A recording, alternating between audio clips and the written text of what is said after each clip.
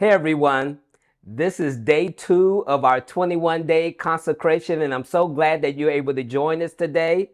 Today's devotion is entitled, Flesh, You Don't Own Me.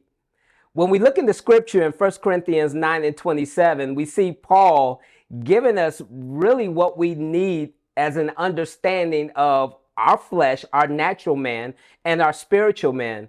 And the scripture reads, he says, but I discipline my body and bring it under subjection, bring it into subjection, that when I preach to others, I myself will not be disqualified.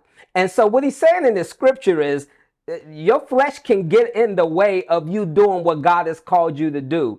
The scripture says there's no good thing that dwells in this flesh. This flesh is temporary. This flesh really doesn't care about eternity because it will return ashes to ashes and dust to dust. When we are resurrected in the end, we're going to get a whole new body, a body incorruptible. So this flesh has no investment in what we are trying to do in the spirit.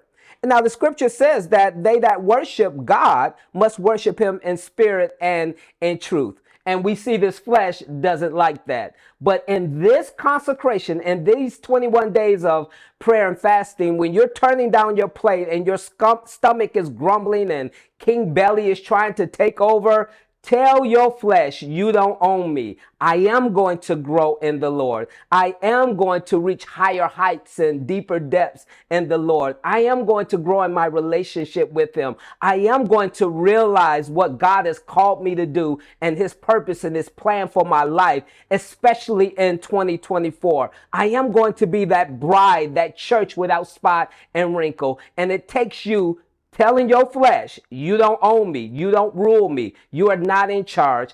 I am in charge. My spirit man is going to grow and you're going to be suppressed so that I may grow more in the Lord. So as you're going through this day to day, and you may be dealing with the headaches already, you may be dealing with the dry mouth or that urge or that grumble in your stomach to eat, tell your flesh, you don't own me.